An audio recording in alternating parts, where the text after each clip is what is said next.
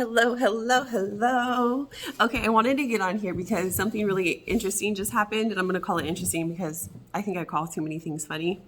Um, but I was talking to this lady, and she's a sweetheart, and we were in DMs, and she had mentioned being really surprised that I am a veteran and that she wouldn't have imagined that. Like, how did that happen? Did how could I be a veteran and a healer, and just kind of like that transition and all of the things, and it kind of led to a different part of the conversation, right? And I just think it's really funny because we look at people, and this was something that I really struggled with when I was leaving the army and then becoming a civilian, like the identity and like being perceived as something that I wasn't, and like the judgments and like just all of the things. And I've always had this. It's a part of like my life lessons anyway. It's like you can see it in my chart. But anyways, like being misunderstood and like people judging me before they get to know me, and then they meet me, they know me, and then they have an understanding of who I actually am, right? But the conversation really sparked something because when you look at me and how I present myself, depending on where, who, what, when, where, how, why we meet, right?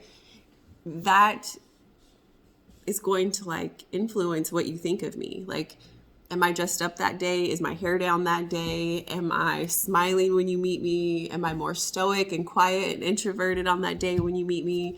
Did you see me from afar and like I didn't see you yet? So like I don't even know you exist and like you're judging me from afar. Like all of those things play a factor. And I have shared before, like there are a million different versions of us out there in the world from a million different perspectives, from like people who've passed us on the streets, from people that we've had other interactions with and everything else like that, right? And we can't control those narratives, right? Those narratives are going to be what they are for a reason. But I think it's really, really interesting when they come up and they spark excitement or curiosity or a conversation, right? So this conversation was, how did I become who I am today as opposed to the soldier that I was before? And I had to let her know in a really fun conversation or whatever. I've always been Kendra. I've always been spiritual. I've always been a healer. I've always had my gifts, right? Like that did never change. And the military, it only helped develop my personal development skills, my leadership skills, my confidence, my, putting me in front of situations that I wouldn't have been in front of in any other way, right? And my childhood was so non-traditional that putting me in the military, my like going into the military and having the structure at that time in my life in that form, in that way, it was not easy, but it was a gift and a blessing in a lot of ways for me because it fit who I was and what I needed, right? And it gave me the outline. It gave me the borders to help me see what was possible in a world where it told me that I was impossible, right?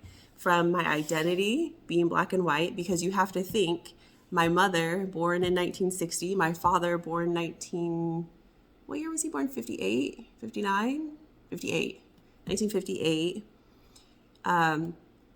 And being black, being white, right? And the laws being what they were in America with black and white people not being allowed to get married and then being allowed to get married and then having kids and all of those things. Like, and then now with Roe versus Wade and like the loving and the interracial marriage and Trump and all of his things, like actual identity being up in the air, like all of these different things, like all of these different conversations being brought up again, right? Like I exist in a world that says a lot of different things about my existence in a lot of different ways, about me being my race, which I'm 11 different ethnicities.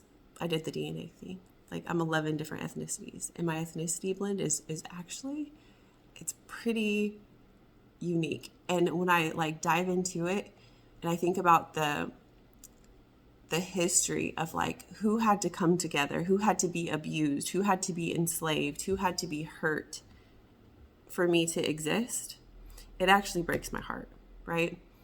But that's another conversation. But when I think about that, and I think about being a woman, when I think about being just all of these different layers of who I am, being able to serve in the military, being able to be airborne in the military, being able to own my own home, being able to divorce my ex-husband.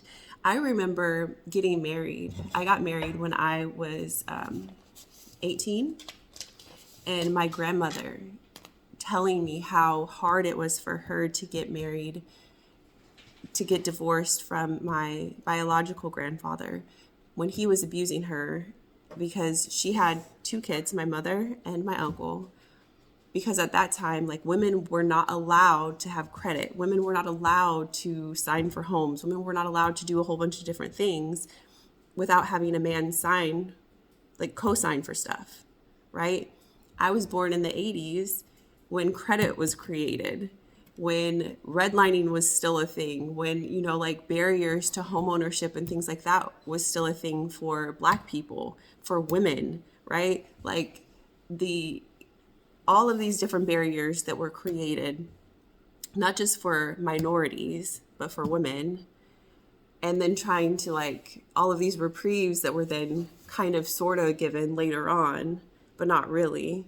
Like, I remember when my grandma, like, she found out, because I got married, I didn't tell anyone until after, but I got married at 18, and when my grandma found out that I had gotten married, she was like, always make sure that you are financially in a space where you can take care of yourself, right?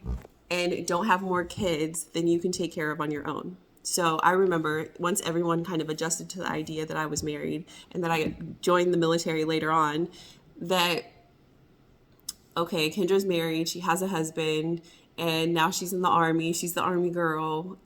They started asking me, like, when are you going to have babies? And in my mind, I was like, yeah, everyone in my family has babies, but I'm learning from how I came up. I'm learning all of these things while I'm in the military, and how everyone's judging me for how I look. And they're saying, oh, you're pretty, you must be doing this, or you must be weak, or you must be sleeping your way for your promotions. You must be doing this and that and flirting your way, this and that. And so then all of a sudden, oh, well, you're a bitch because you're not friendly because of this and that. But then if I smile too much, then I'm flirting.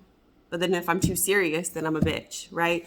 So trying to learn how to navigate that world in that realm that is very real and very hard to navigate in that space, while also being in a male-driven, male-dominated field. And I was Signal Corps, so trying to figure out all of what it is that I was trying to learn, like the radios, the computers, the antennas, just all of these tactical things that I was actually doing. And then there was a lot to it, a lot of layers, right? And then my grandma always telling me, like, make sure that you are never in a position where you're stuck, right?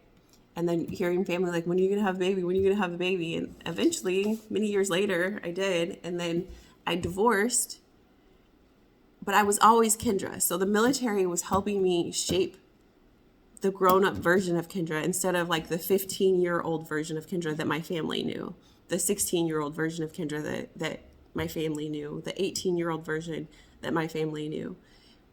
I became a woman. I became an adult. I deployed. I jumped from airplanes. I took care of soldiers. I was responsible for millions of dollars worth of equipment for people's lives, for human beings' lives and their families. Like, there is something so life altering when you start to grow up, move away from your family, leave your family, leave the safety net of your family. And I had been moved more than 10 times. Like, I'm not saying that I had never moved. I had been from California, different cities within California, to Utah, to South Carolina, to Georgia, to North Carolina as a child, right? So as an adult, moving was not a big deal.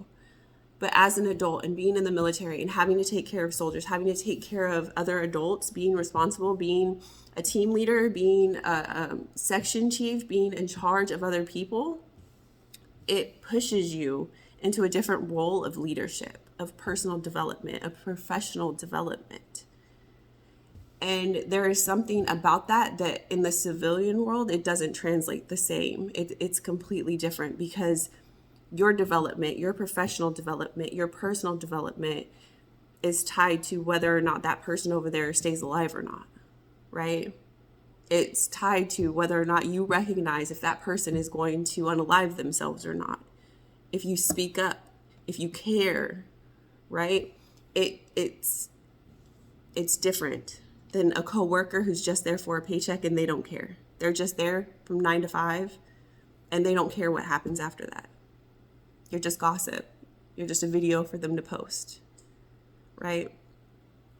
So transitioning into the civilian world, transitioning into starting my own business and creating a space that I could not find in the civilian world, creating a space that I needed, creating a space that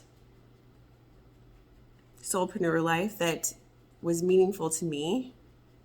It wasn't something brand new. It was something that I needed, that I was familiar with, and that was a part of my legacy because it was already something that I was doing. It was something that I was nurturing and doing as I was becoming a woman, as I was developing myself and my skills in the military. And then when I got out of the military and I created my life again, and I created my own business, and I created all of these other things up until this point now, right? And so as we judge people, as we meet people, as we interact with people, give them space to reintroduce themselves, give them space to share who they are before we write in permanent ink who we think that they are. Let them show who they are. I would say, let them tell, but talk is kind of cheap, right? I can say I am anything online. I can say I'm whoever I want to be, but if that's not how I'm showing up, that's completely different. And so, that's something different. But anyways, I just found the conversation intriguing and interesting, and I just wanted to share that because I'm sure that you've done that too, where you've looked at someone and you've judged them, maybe a little too soon, and you've missed out on something great. And so give yourself a little bit of room to meet people and let them show you who they are. Okay? Have a good day.